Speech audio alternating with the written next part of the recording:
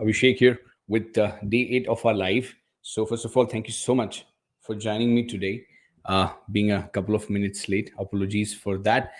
Before we get going today, there was a request from one of my friend, my colleague, that we need to read Spartan Code every day before we start because that will set the day's tonality. So let's read the Spartan Code. If you're listening to me, please read this Spartan Code with me.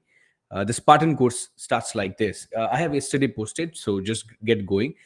I choose to live by choice and not by chance, to be motivated, not manipulated, to be useful, not used, to make changes, not excuses, to excel, not compete. I choose self esteem, not self pity. I choose to listen to my inner voice, not to the random opinions of others. I choose to do things that you won't so I can continue to do things you can't. With this, let's get going with today's live. So, happy morning once again, everyone, and let's get going with today's live. Today's live, I'm going to tell you about a thing that we always do, that winning at all costs is a thing, winning at all costs. Now, where did I arrive to this particular habit of winning at all costs? So there is a book called What Got You Here Won't Get You There by Marshall Goldsmith.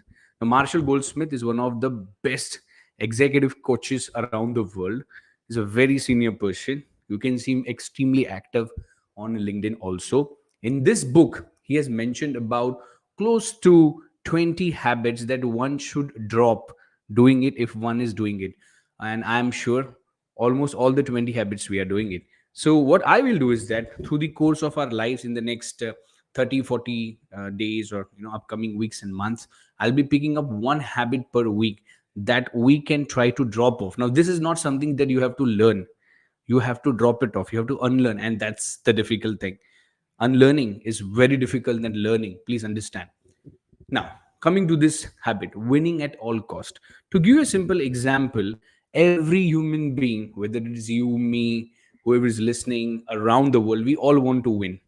That's our anthropology, that's our evolution. We never want to be on the losing side. We always want to be on the winning side. If we are even playing a gully cricket, we want to win. If we are, talking to a friend, debating, we want to win in that debate. Whatever happened, if you're talking to our spouses, we want to win. Everywhere we want to win. That excessive need to win is what we are talking about here. Unfortunately, society has trained us in our mind that winning at all costs is worth it. It's always being trained. If you win, you're a champion. That's what society has trained. But at what cost? That is my next question. At what cost? At the cost of your relationships, at the cost of your customers, at the cost of your spouse, at the cost of your friends, at the cost of what? What are you trying to prove? By winning every time, what are you trying to prove? Now, before going there, let me give you a very brief example to give you further insights. What do I say when I say winning at all cost? Now, you might be winning at all cost when, number one, you are trying to put other people down. So whenever you're talking to your colleague, talking to your reportee, talking to your spouse, talking to your friends, colleagues, or even to strangers, are you trying to put those people down? Down in the sense, make them feel down. If you're trying to do it, you're trying to win here also. Number two, trying to prove your point everywhere. Whatever happens, you're just trying to prove your point, no matter what. Whatever people are saying, you want to make sure that you want to be right, excessively right. I want to be right here. I want to be right there. Number three, you are holding too much of information with you, which means you have a particular piece of information and you are trying to hold it back because you believe that piece of information, if divulged to others, they have a leverage, they can overrun you. So you want to win here also. So you might hold back at information which you might need to tell to your colleague, information that you need to tell to your spouse, your friend, colleague, whatever. So you're holding back information. Number three. Number four, ignoring people.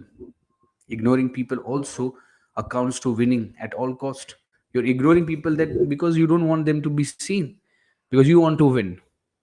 Now, Let me give you a beautiful example, which I have personally seen. I think you have also have seen, and that is also mentioned in this particular book.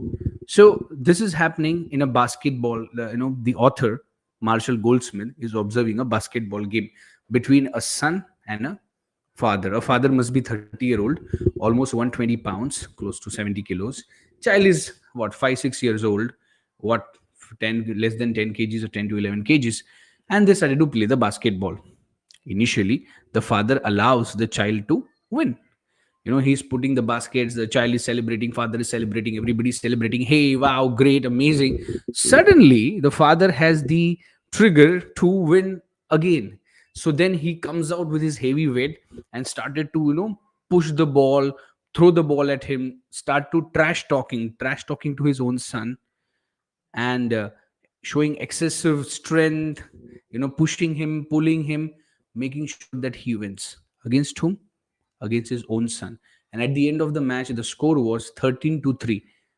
So the father won three baskets. He put 13 baskets versus the son only three baskets. I think we can see that even in day-to-day life where a father and son is playing cricket. There also, I have seen personally, initially they will be very good father and son, then suddenly the father will get into a very great cricketer and competitive mode, and he'll start throwing bouncers on the child, and the child don't know what to do. This was supposed to be a play. You see, this is a very great example of winning at all cost. At what cost? At all cost. You just want to win. In relationships, he's pointing out a very beautiful example, wherein when your spouse tells you that there is a particular restaurant that's really good, now you disagree because you really do not like that restaurant, you really don't like, and you don't want to go. So initially you say no, but your spouse says okay, let's go, so you go. And the moment you enter the restaurant, there's a waiting. You have to wait a lot. Now you already start to approve. Okay, I told my wife the restaurant is not good, but still she's taking me look. The waiting is there. After going inside, the food is not that great. The service is getting delayed. Everything is just happening wrong per se. What could have happened? Now you have got two options. Option number one, you criticize, become a critic, and tell your wife that, or your spouse, that how bad she is with this particular selection of restaurant and how great you are, because you've already told her that don't go to that restaurant. Or you can calmly, quietly, peacefully enjoy that evening and just forget about it. Now, when the poll was done, 75% of the people went for option number one, to be a critic, to criticize the wife that why she chose this restaurant, although being told. You see, again, excessive need to win. At what cost? The cost of your spouse, at cost of putting your spouse down, proving that how great you are.